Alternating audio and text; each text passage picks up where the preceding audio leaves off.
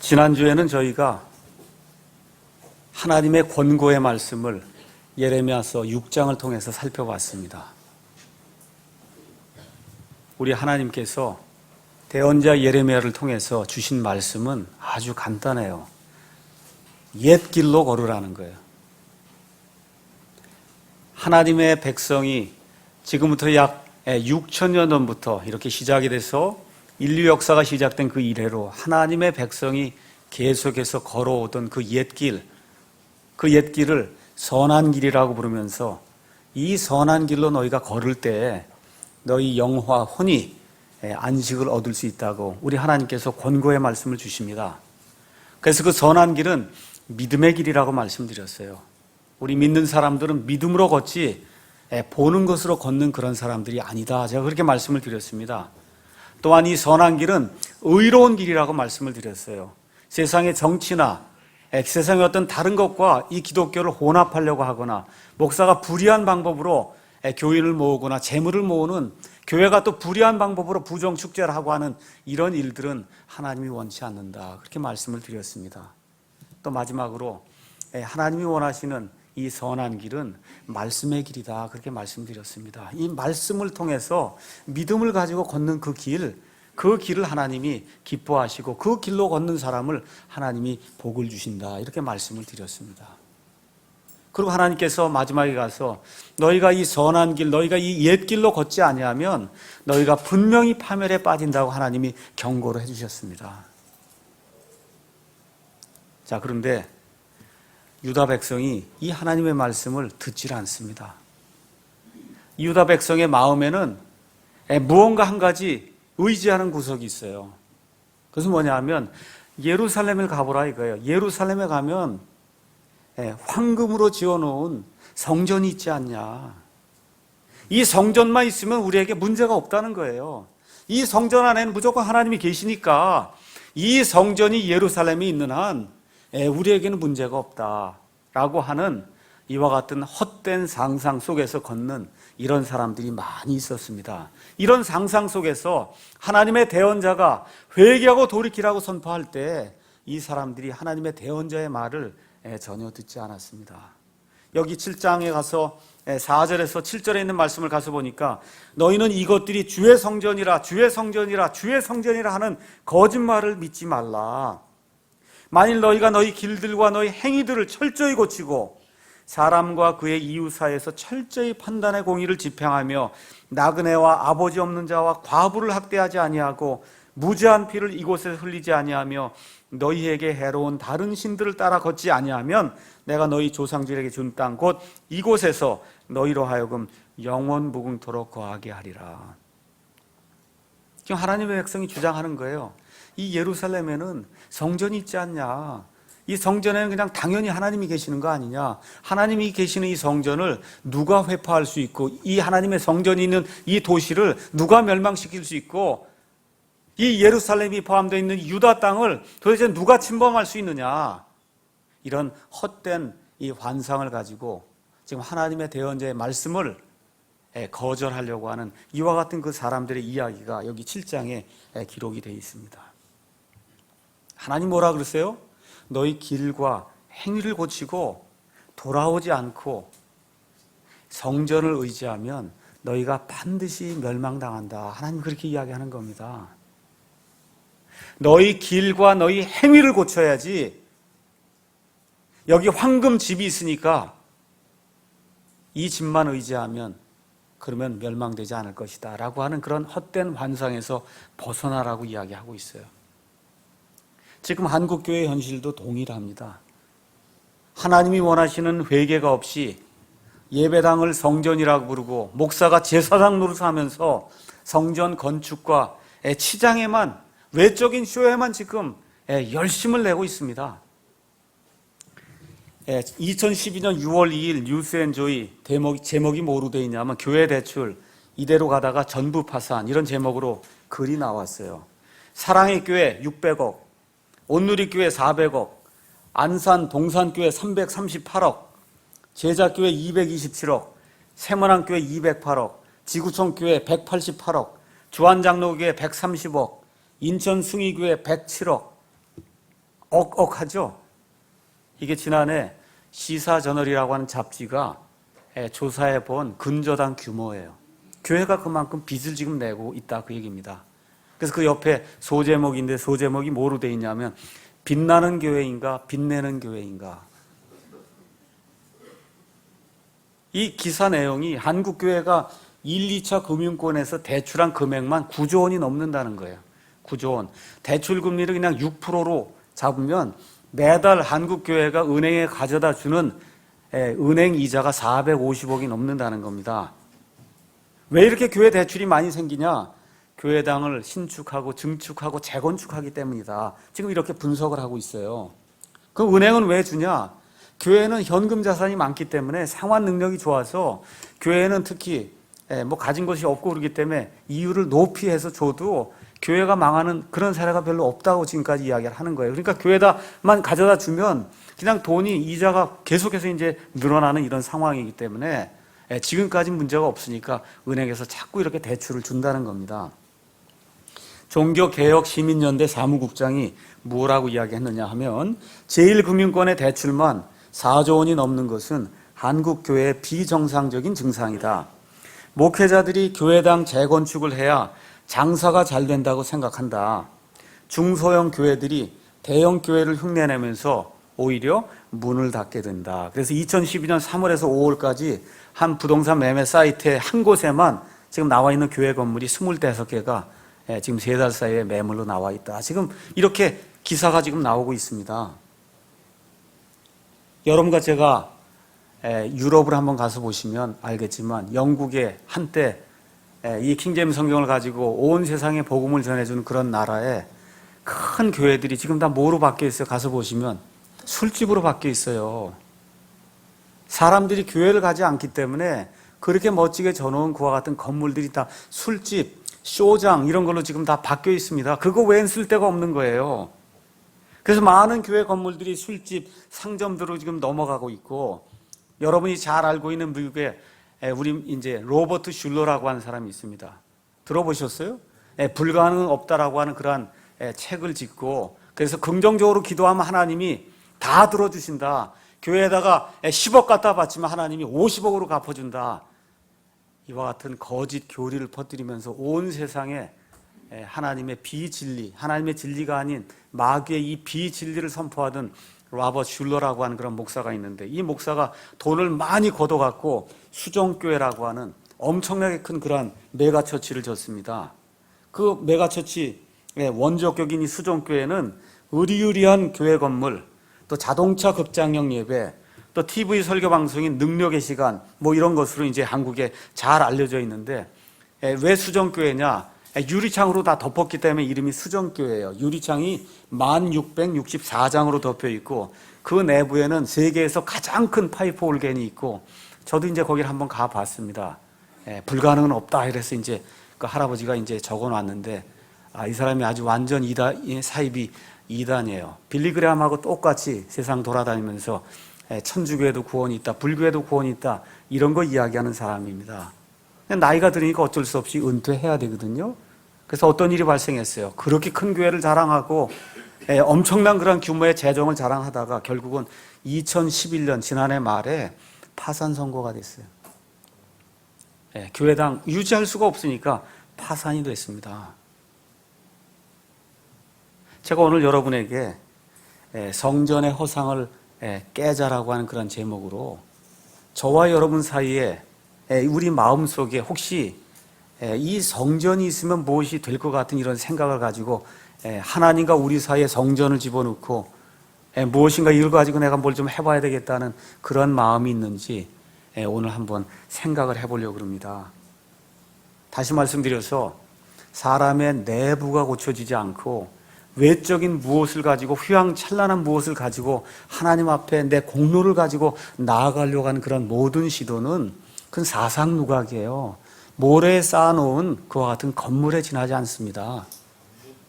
그래서 이 유다 백성의 그 상황과 그 다음에 이 한국의 상황을 저와 여러분이 잘 보시면서 우리 사랑침례교회는, 나 자신은, 우리 가정은 하나님 앞에 어떤 자세로 나아가야 될 것인가, 이 시간 같이 생각해보는 그런 시간을 갖도록 하겠습니다. 자, 왜 성전 건축에 한국 교인들이 목을 매는가? 구약의 이스라엘 백성이 성전을 지어서 복을 받았어요. 그러니까 우리도 복을 받기 위해서는 일단 성전을 지어야 된다는 겁니다. 성전을 지어야 돼요. 좀 이따 이제 제가 설명을 드리겠지만 성전을 향해 기도하고 성전에 와서 기도하면 모든 문제가 풀린다고 성경에 기록되어 있지 않냐. 그러니까 일단 성전을 지어야 이 성전을 통해서 하나님께 나아갈 수 있다. 이런 생각을 이제 하는 거예요. 이렇게 하다 보니까 교인들도 그런 생각을 하게 되고 목사가 그거를 부추기면서 우리가 뭔가 한번 해봐야 되겠다 이 과시욕을 내세우다 보니까 결국은 하나의 종교 행위, 성전 건축이라고 하는 거 하나 자체가 중세 암흑시대에 성당을 지으면은 그러면 면죄부가 이렇게 발행이 돼서 그래서 연옥에서 죄가 많이 감면된다고 하는 이런 가문이설로 중세 많은 교황들이 사람들 재물을 착취했듯이 목사들이 이와 같은 생각을 은연중에 이렇게 불어넣어서 그래서 성전을 건축하도록 그렇게 만들고 있어요. 그 건축하면 아이들이 잘 되고 자동차 문제가 없고 복을 받는다는 겁니다. 자, 첫째 문제가 뭐예요? 신약시대에 성전이 있어요, 없어요? 성전이 있습니까, 없습니까? 신약시대에는 성전이 없어요. 왜 성전 건축을 하려고 그래? 성전이 없는데. 여기 지금 저와 여러분이 예배드리는데 예배당이에요. 이거 성전이 아닙니다. 그래서 저와 여러분이 먼저 기억해야 될 것은 무언가 공로를 쌓으면 하나님이 내게 복을 주시겠지 하는 이러한 헛된 생각을 버려야 된다는 겁니다. 또 하나, 이 신약시대에는 하나님의 영이 거하는 어떤 특별한 건물이 없다 그 얘기입니다. 그래서 그걸 지어놓으면 자식이 잘 되고 뭐 앞날이 형통하게 되는 그런 일은 있을 수 없다는 그 같은 생각을 분명하게 가지셔야 돼요. 자, 그러면 성전이 어떻게 생겨났는가? 성경 말씀 사무엘기 하를 가서 한번 보겠습니다. 자, 하나님이 성전을 지으라고 했느냐? 사무엘기 하 7장에 가서 보면 성전을 짓겠다고 하는 이 다윗의 고백이 나옵니다. 다윗이 이제 큰 왕이 됐어요. 백향목으로 만든 그런 집에 가서 이게 살다 보니까 지금 하나님의 교회는 휘장 안에 거하는데 나는 이거 백향목 집에 냄새가 이렇게 향기로운 냄새가 나는 금덩어리로 치장이 되는 이 집에 나는 이렇게 앉아서 침상에서 누워있고 하나님의 교회는 저쪽에 저기 텐트 안에 들어있고 이게 안 되겠다 이런 생각이 들어서 그래서 하나님 내가 하나님을 위해서 좀 집을 지으면 안 되겠습니까 하는 그런 내용이 거기 들어있어요. 5절에서 7절에 하나님의 말씀이 나옵니다. 5절 읽겠습니다. 가서 내 종 다윗에게 고하기를 주가 이같이 말하노라 내가 나를 위해 내가 거할 집을 건축하겠느냐? 내가 이스라엘 자손을 이집트에서 데리고 올라온 때부터 심지어 이날까지 아무 집에도 거하지 아니하고 장막과 성막 안에서 걸었나니 내가 이스라엘의 모든 자손과 함께 걸은 모든 곳에서 내가 내 백성 이스라엘을 먹이라고 명령한 이스라엘 지파들 중에 어느 지파에게 이르기를 너희가 어찌하여 나를 위해 백향목 집을 건축하지 아니하느냐 하고 한마디라로 말하였느냐. 자, 하나님이 성전 지으라 그런 적 있어요, 없어요? 있어요, 없어요? 없어요. 지금 이때에도 하나님이 지으라고 이야기하는 게 아닙니다. 그런데 다윗이 그와 같은 마음을 표현하고 제가 불편해서 못 견디겠습니다. 나는 지금 이렇게 좋은 집에 거하는데 하나님의 교회는 지금 텐트에 들어가 있으면 이게 남들 보기에도 그렇게 이게 되지 않으니까 하나님 어쩔 수 없이 제가 집을 지어야 되겠습니다. 근데 하나님 뭐라 그래? 이거 분명히 내가 얘기한다. 내가 지으라고 그런 적 없다 한 번도. 아시겠죠? 하나님이 지으라 그런 적이 없어요. 다만 다윗의 그 정성을 보고 그래 그러면 지어도 좋은데 내 때에는 짓지 못하고 내 아들 솔로몬이 지을 수 있다 하고 하나님이 성전 짓는 거를 허락해 주셨습니다. 제 말입니까? 이거 하나님 말씀이에요. 하나님 말씀입니다. 네. 자, 이렇게 돼서 여러분께서 가셔서 열왕기상 가서 보시면 열왕기상 5장에서 9장에 다윗의 아들 솔로몬이 7년에 걸쳐서 이 하나님의 성전을 짓는 그와 같은 내용이 그 안에 기록이 되어 있습니다. 성전은 그 당시에 전 세계에서 가장 아름다운 그와 같은 집이었어요. 길이가 60큐빗, 너비가 20큐빗, 높이가 30큐빗. 이게 뭐 엄청난 그런 규모의 지금 메가처치 교회당처럼 그렇게 큰 게 아니에요. 이게 어느 정도 되는 거냐? 여기 가서 보면 너비가 지금 길이가 60큐빗, 이게 얼마나 27m. 27m 하면 여기서부터 저 끝까지 있는 데가 한 27m예요. 우리 교회 예배당이 옛날에 구약 시대에 이 하나님의 성전하고 사이즈가 거의 비슷해요. 폭이 13.5m. 아시겠죠? 단지 지금 높이만 27m가 되니까 이거의 높이만 이게 한 5m 되니까 한 5배 정도 이렇게 되는 그런 높이고, 이 길이하고 이 폭은 지금 저와 여러분이 앉아있는 예배당과 거의 비슷하다, 이렇게 생각하시면 됩니다. 7년에 걸쳐서 다 졌어요.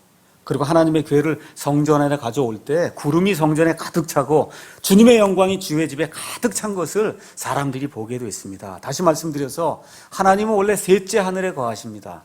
하나님은 영이시기 때문에 온 우주 만물에 거하세요. 그렇지만 하나님의 진정한 거처는 셋째 하늘이에요. 근데 하나님을 위해서 이와 같이 주의 성전을 하나님의 백성이 짓게 될 때 하나님께서 내가 이 안에 있는 것을, 내 영광을 보여줘야 되겠다고 하나님의 영광이 그 집에 나타난 것을 왕도 보고 제사장도 보고 온 이스라엘 백성이 볼 수 있도록 하나님이 그날 이와 같은 영광스러운 일을 하심으로써 자신의 임재를 보여주셨습니다. 이와 같은 하나님의 임재가 이제 임하게 될 때 솔로몬이 성전을 봉헌하면서 기도하는 그 내용이 열왕기상 8장 22절에서 53절에 나와 있습니다.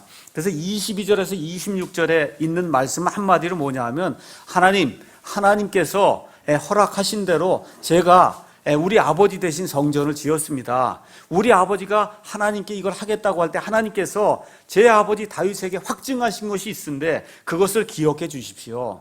그럼 다윗에게 확증하신 그 내용이 뭐냐? 이스라엘의 이 왕좌에 앉을 자가 끊어지지 않으리라고 하는 걸 하나님이 확증해 주셨으니까 이제 이 성전을 짓고 제가 봉헌 기도를 드릴 때 하나님 그 말씀을 확증해 주십시오 하고 이제 간청하는 내용이 있습니다. 그 다음에 27절에서 30절에 가서 보면 성전을 향한 솔로몬의 고백이 있어요. 근데 거기도 가서 보니까 뭐라고 기록되어 있어요? 솔로몬의 얘기가 하나님이 땅에 거하시겠습니까? 그러실 수 없는 겁니다.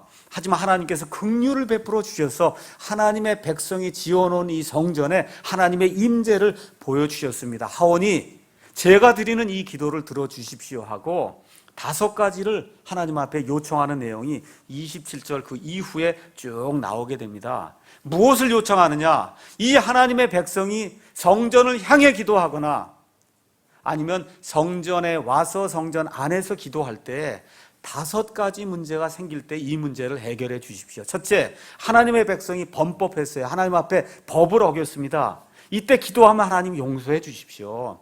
하나님의 백성이 죄를 지어서 원수 앞에 싸우러 나갔다가 패했어요. 성전을 향해서 기도할 때 우리가 이길 수 있도록 해 주십시오. 또 이 땅에 기근이 들고 가난이 오고 역병이 들었을 때 이 백성이 성전을 향해서 기도하면 하나님 들어주십시오. 우리가 다른 민족과 싸우러 나갈 때 하나님 우리가 성전을 향해서 기도하면 하나님께서 승리를 우리에게 허락해 주시기 바랍니다. 맨 마지막으로 우리가 혹시 잘못해서 포로로 다른 나라로 사로잡혀 갔을 때에도 이 성전이 있는 쪽을 향해서 기도하면 하나님께서 우리의 기도를 들어주시기 바랍니다. 이 5가지를 솔로몬이 하나님께 간구하는 그런 내용이 들어 있습니다. 신약과 구약을 저와 여러분이 잘 구분하셔서 해석을 해야 됩니다. 신구약을 잘못 해석하면 여기 이거 쉽게 얘기하면 무슨 얘기야? 자녀가 잘 되고 자동차가 사고가 안 나고 그렇죠? 사업이 잘 되고 지금 그 얘기하는 거예요. 지금 이걸 인용을 해갖고 봐라 이거예요. 솔로몬이 성전 안에 이렇게 성전 안에 와서 기도하든지 성전을 향해 기도하면 이와 같은 일들을 하나님이 이루어 달라고 이렇게 기도하지 않았냐. 그러니까 우리 성도들이 힘을 합쳐서 성전을 지어놓고 거기 와서 기도하든지 성전 쪽을 향해서 기도하면 하나님이 구약 시대에 이렇게 들어주겠다고 한 것처럼 우리의 기도를 들어주지 아니하겠느냐. 이것은 잘못된 기도 해석입니다. 하나님이 그 다음에 9장 2절에서 9절에 하나님이 약속을 해주세요. 뭐라고 약속을 하느냐? 다윗과 같이 바르게 너희가 행하면 그럼 내가 이 약속을 지키겠다. 이거는 조건 있는 약속입니다. 어느 경우에 지켜요? 다윗과 같이 바르게 행하면 지킨다는 거예요. 6절에서 7절 우상 숭배를 행하면 이스라엘을 끊어버리겠다는 겁니다. 이 구절 인용하는 목사님이 없어요. 셋째 또 뭐가 있어요? 너희가 우상 숭배를 하게 되면 이 성전이 폐허가 된다는 거예요. 제가 여러분에게 말씀드리겠습니다.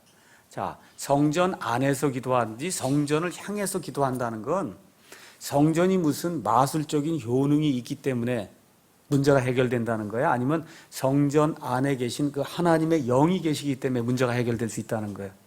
하나님이 계시기 때문에 그렇다는 거예요. 성전을 아무리 황금으로 지장을 해놔도 그 성전 자체는 아무 효력이 없습니다. 성전 안에 계신 분을 두고 너희가 회개하고 돌아오고 할 때 하나님이 함께 해주시기라고 약속한 건데 이스라엘 백성이 그걸 잊어버린 거예요.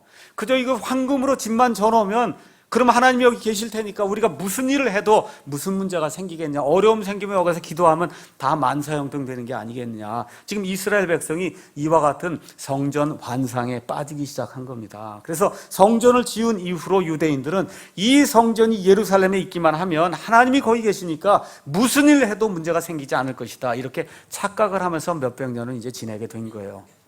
그래서 예루살렘이 완전히 패망되기 전에 아주 흉측한 왕이 있어서 그 왕의 이름이 므낫세예요.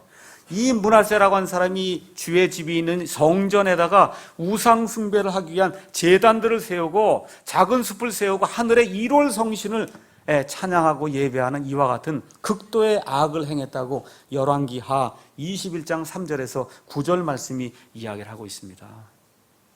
왕이 이 모양이니까 백성은 뭐 말할 것도 없겠죠. 그래서 백성이 하는 내용이 여기 예레미야 7장 가서 보겠습니다. 예레미야 7장 백성이 어떤 일들을 하는가. 17에서 19절. 너는 그들이 유다의 도시들과 예루살렘의 거리들에서 무슨 짓을 하는지 보지 못하느냐. 잘 보세요. 자녀들은 나무를 모으고 아버지들은 불을 피우며 여인들을 가루를 반죽해서 납작한 빵을 만들어 하늘의 여왕에게 바치고 다른 신들에게 음료 헌물을 부음으로 내 분노를 일으키니라. 성전이 여기 있다. 이거 지금 믿는 가운데 하는 일은 뭐예요? 아이들, 그 다음에 여자들, 남자들 할 거 없이 지금 하늘의 여왕이라고 하는 이 아스다롯을 섬기는 이와 같은 일이 예루살렘뿐만 아니라 온 유다에 편만하게 있었다고 지금 이야기를 하고 있습니다. 여기 나온 이 하늘의 여왕이 지금식으로 얘기하면 뭐예요? 천주교의 마리아예요. 마리아의 이름이, 타이틀이 하늘의 여왕이에요. 하늘의 여왕. 하나님이 미워하는 그런 종교가 이 하늘의 여왕 섬기는 그와 같은 종교입니다. 하나님을 믿는다고 말은 하는데 실질적으로 누굴 섬기고 있어요? 아이들부터 시작해 다 누굴 섬기고 있어요? 이 하늘의 여왕 아스다롯을 지금 섬기고 있다. 지금 하나님이 이런 실상을 지금 이야기해 주는 거예요. 그러면서 이 사람들 뭐라 그래요? 그러면서도 성전이 여기 있으니까 문제가 없다. 예배당을 이렇게 크게 져놓고 이거 성전이라고 붙여놨으니까 무슨 문제가 있겠냐 하고 불의를 행하고 악한 일을 행하는 그와 같은 그리스도인들하고 자칭하는 사람이 이 한국에 얼마나 많습니까? 여기 가서 보니까 예레미야서 7장 뭐라고 지금 이야기하느냐 하면 이러면서도 7장 4절에 있는 것처럼 이와 같이 악한 일들을 행하면서도 이것이 주의 성전이다, 이것이 주의 성전이다, 이것이 주의 성전이다 외치면서 하나님께 돌아오지 않는다고 지금 예레미야 대언자를 통해서 하나님이 우리에게 이야기하고 있습니다. 그래서 하나님의 권고의 말씀이 5절에서 9절에 나와 있어요. 뭐라는 거예요? 너희의 길과 행위를 고쳐야 된다. 너희의 길과 행위를 고쳐야 된다. 판단의 공의를 집행해라. 학대하지 말라. 무지한 피를 흘리지 말라. 지금 무지한 피가 얼마나 많이 흘려져요.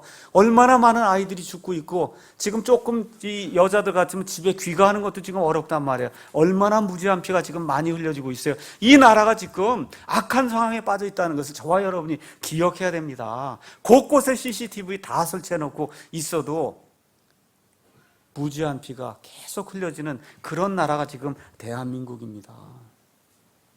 다른 신들을 섬기지 말라고 지금 하나님 이야기하는데 예배당만 크게 해놓으면 문제가 다 해결되겠거니 하고 만몬을 지금 섬기는 사람이 한두 명이 아니에요. 우리 하나님의 말씀이 뭐예요? 회개에 합당한 열매를 내라는 겁니다. 이것이 없으면 아무리 예배당이 크고 성전이 훌륭해도 말짱 도로목이라고 지금 하나님이 이 말씀을 통해서 우리에게 이야기하는 겁니다. 그러면 이 사람들 9절에서 10절 말씀 가서 보면 너희가 도둑질하고 살인하며 간음하고 거짓 맹세하며 바알에게 분향하고 너희가 알지 못하는 다른 신들을 따라 걸으면서도 내 이름을 불리는 이 집에 들어와서 내 앞에 서서 뭐라고 얘기해요? 이 모든 가증한 것을 행하려고 우리가 구출받았나이다. 하나님께서 여기서도 구출해 주시고 저기서도 구출해 주시고 이거 한 개 못 때문에 그렇다는 이런 악한 일들을 하도록 하나님이 우리를 구출해 주셨습니다. 이런 뻔뻔스러운 이야기들을 지금 유다 백성이 하고 있다고 하나님이 지적을 하고 있는 겁니다. 그러니까 하나님의 말씀이 11절에 뭐라고 지금 이야기하고 있어요? 내 이름으로 불리는 이 집이 너희 눈에 강도의 소굴이 됐냐. 보라 심지어 내가 그것을 보았느니라. 이 집이 강도들이 모이는 그런 소굴이 되고 말았다고 이야기하는 거예요. 하나님이 계신다고 하는 집, 만민이 기도하는 집, 이렇게 지금 불려도 지금 어려운 상황인데 강도들의 떼거지로 지금 교회 안에 앉아있다. 지금 그렇게 이야기를 하는 겁니다.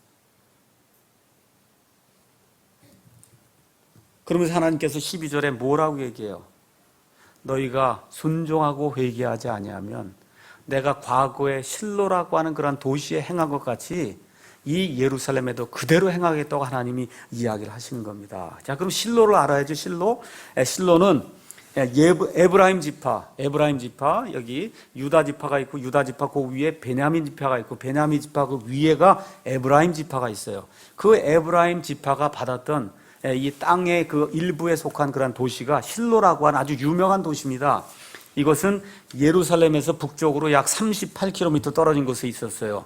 여기서 여호수아가 백성을 모아서 가나안 땅을 나중에 가서 보시면 7지파에게 다시 배분하는 그와 같은 일을 이제 행하게 됐습니다. 그래서 이 이스라엘 백성이 가나안 땅에 정착해서 실로라고 하는 데다 주님의 성막을 세웠다고 여호수아기 18장 1절, 19장 51절이 이야기해요. 그러니까 다시 말씀드리면 이스라엘 백성이 가나안 땅에 들어가서 땅을 다 분배한 다음에 하나님의 성막을 세웠어요. 그 성막을 어디서 세웠다고요? 실로에 세웠다 그 얘기입니다. 그러니까 실로가 지금식으로 얘기하면 성전이 있는데요.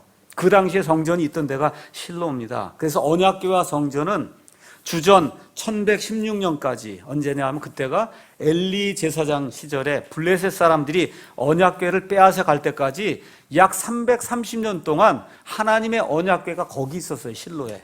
다시 말씀드리면 하나님의 성전이 거기 있었다 그 얘기입니다. 이 사람들이 또 실로에 하나님의 언약궤가 있으니까 문제가 생기지 않으리라고 생각하고 그리고선 하나님 앞에서 범죄하게 될 때 하나님께서 블레셋 사람들을 사용하셔서 심지어 하나님의 언약궤까지 빼앗아 가도록 하는 그와 같은 일이 사무엘기에 지금 기록이 되어 있거든요.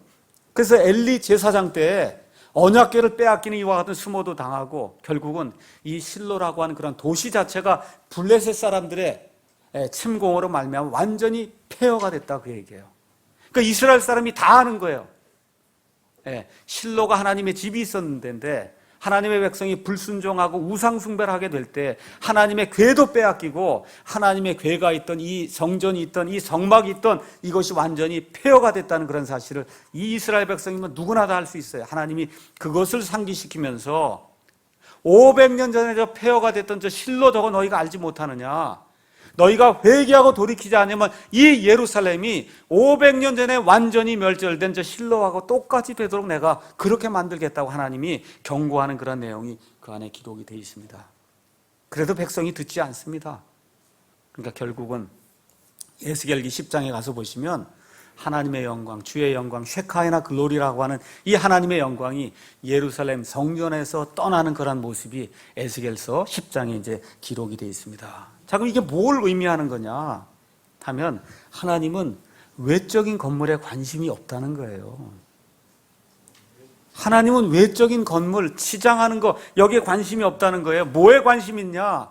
하나님의 백성이 마음을 찢고 귀에 할례를 받고 하나님의 말씀이 선포가 될 때 옳습니다, 아멘, 제가 돌이키겠습니다 하고 마음을 찢는 그와 같은 일을 하는 것, 이것이 필요하다고 하나님이 이야기하시는 거예요.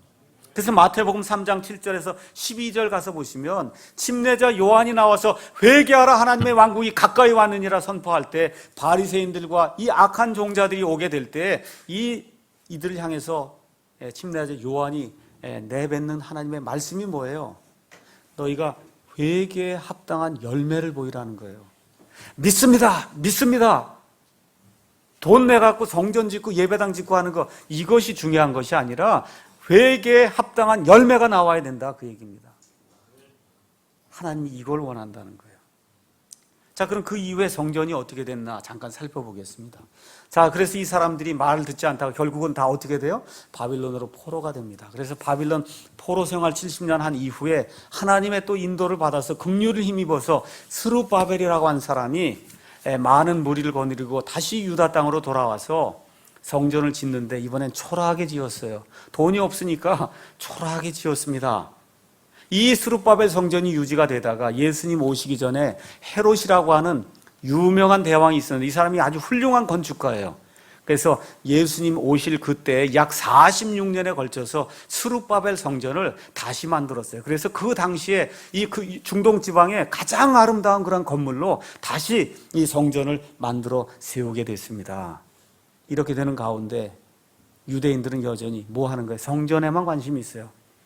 성전. 이 또 성전이 있으니까 문제가 없겠거냐고 성전 숭배에만 관심이 없어요. 근데 성전에서 무슨 일을 행해요? 하나님께 예배 드리는데 관심을 두지 않고 성전에서 물건 팔고 사고 물건 매매해서 이득을 내는 그와 같은 일에만 관심을 두고 하니까 결국은 하나님의 아들 예수님께서 이 땅에 오셔서 성전을 직접 청소를 하신단 말이에요. 여러분 아이러니하죠. 하나님의 아들 예수님이 이 땅에 오셔서 성전을 직접 청소하세요. 채찍을 들고 다니면서 야 이놈들아 도대체 뭐 하는 거지? 여기서 종교놀이 하지 말고 나가라고 채찍을 들어서 이 종교놀이 한 사람을 내쫓는 것 같은 일이 성경에 여러 차례 지금 기록이 되어 있습니다. 핵심 요점이 뭐냐? 성전에 정신이 팔려서 성전 예배의 대상이 누구예요? 그 하나님이잖아요. 그 하나님이 여기 왔는데도 하나님을 알아보지 못했다는 거예요. 그래서 우리 예수님께서 마태복음 12장 6절에 성전보다 더 큰 이가 여기 있다. 나를 그렇게 알아보지 못하냐. 지금 성전이 중요한 것이 아니라 성전에 와서 너희가 예배드리는데 그 예배드리는 대상이 누구냐? 여호와 하나님인데 그 여호와 하나님이 사람의 몸을 입고 지금 여기 와서 하나님의 왕국을 선포하고 있는데 너희가 어찌하여 나를 보지 못하느냐. 성전보다 더 큰 이가 여기 있다. 우리 예수님이 지금 그렇게 선포하는데도 알아듣지 못해요. 무슨 이야기 하려고 하는 거예요? 예수님을 알아봐야 된다 그 얘기입니다. 예수님을 아는 것이 영생이에요. 성전 짓고 뭐 꾸미는 거 그거는 돈 있으면 다 할 수 있는 거예요. 그거 갖고 구원 못 받습니다. 이 예수님이 누구신가를 정확하게 알 때 그게 영생이에요. 성경이 그렇게 이야기하는 겁니다. 하나님과 아버지 하나님께서 보내신 자 예수 그리스도를 아는 것이 영생입니다라고 요한복음 17장에서 우리에게 이야기하고 있습니다. 이 예수님을 정확히 알아야지 헌금 얼마 갖다 드리고 뭐 교회 예배당 치장하고 매일 와서 교회 와서 청소하고 일하고 이거 갖고 구원받지 못합니다. 우리 예수님께서 성전이라고 하는 예배 장소가 중요하지 않다는 것을 요한복음 4장을 통해서 말씀해 주십니다. 예수님이 오셨는데도 유대인들 여전히 성전 예루살렘만 오면 문제가 다 해결되는 줄 알고 예루살렘 성전만 오고 또 이 바빌론 포로 생활 하기 전에 아시리아 사람들에 의해서 북왕국 이스라엘이 멸망을 당했어요. 이때 북왕국 이스라엘 땅에다가 이방인들을 가져다 놓고 이 유대인들하고 이방인들하고 해서 생겨난 이와 같은 그 사람들이 사마리아 사람들. 이 사마리아 사람들은 또 그리심산에서 예배를 드려야만 하나님이 예배를 받아준다는 겁니다. 그래서 예수님께서 요한복음 4장에 가서 보니까 수가성의 어떤 창녀였던 어떤 여인이 나오는데 이 여인에게 하나님의 말씀을 다 선포하니까 이 여인이 뭐라 그래요? 우리는 이 산에서 그리심산에서 예배하는데 유대인들은 예루살렘에서 해야 된다고 하니 어디가 맞습니까? 그랬더니 우리 예수님이 뭐라 그래요? 21절에서 24절 뭐라고 얘기하세요? 이제는 장소가 중요한 게 아니라는 거예요. 하나님은 어떤 자를 찾아요? 영과 진리로 예배하는 자를 하나님이 찾으시니까 영과 진리로 예배하는 자가 되면 된다고 예수님께서 우리에게 말씀해 주시는 거 다시 한번 가서 읽어보겠습니다. 요한복음 4장에 있는 말씀 잠깐 보겠습니다.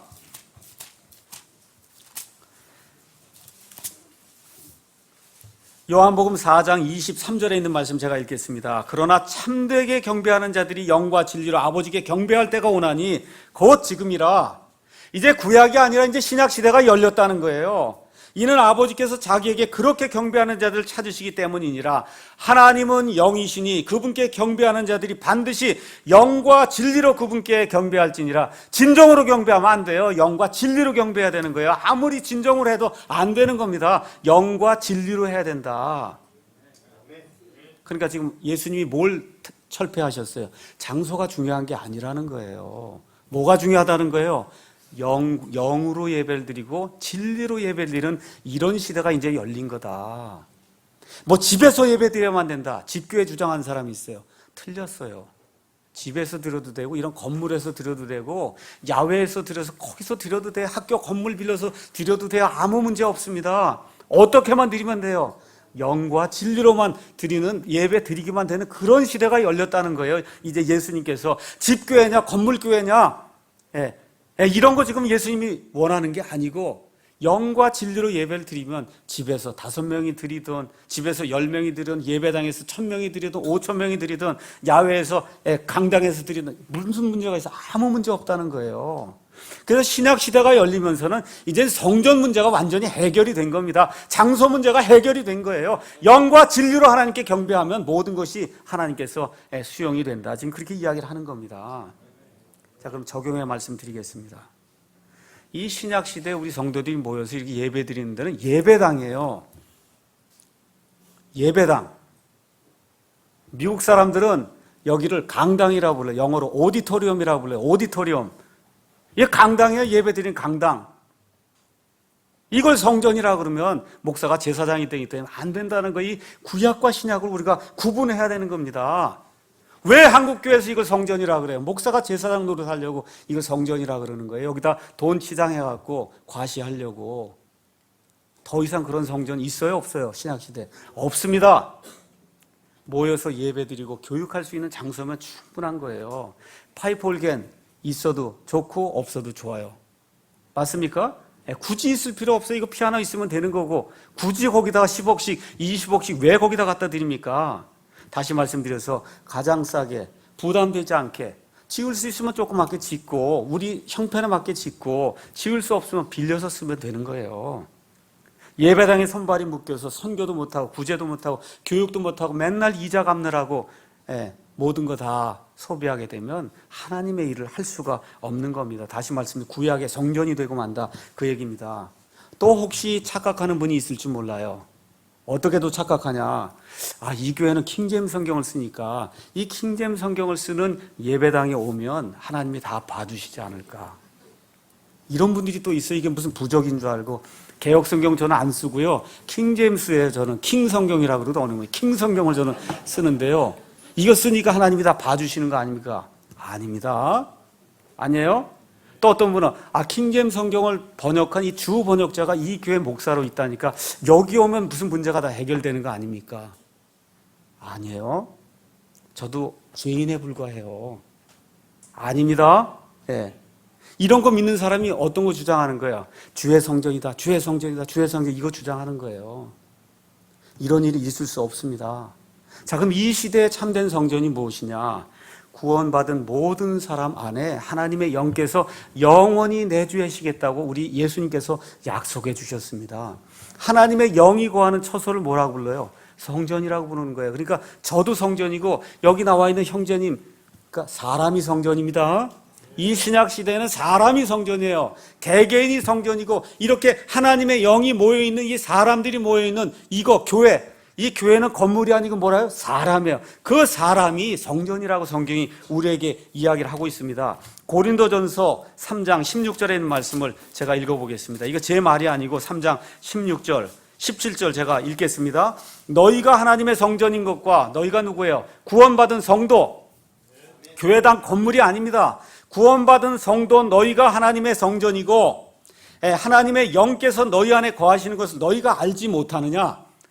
하나님의 영이 내 안에 거한다는 사실 자체를 모르면 구원받은 사람이 아니라는 거예요. 믿습니까, 여러분? 하나님의 영이 내 안에 있다는 사실 확신하세요?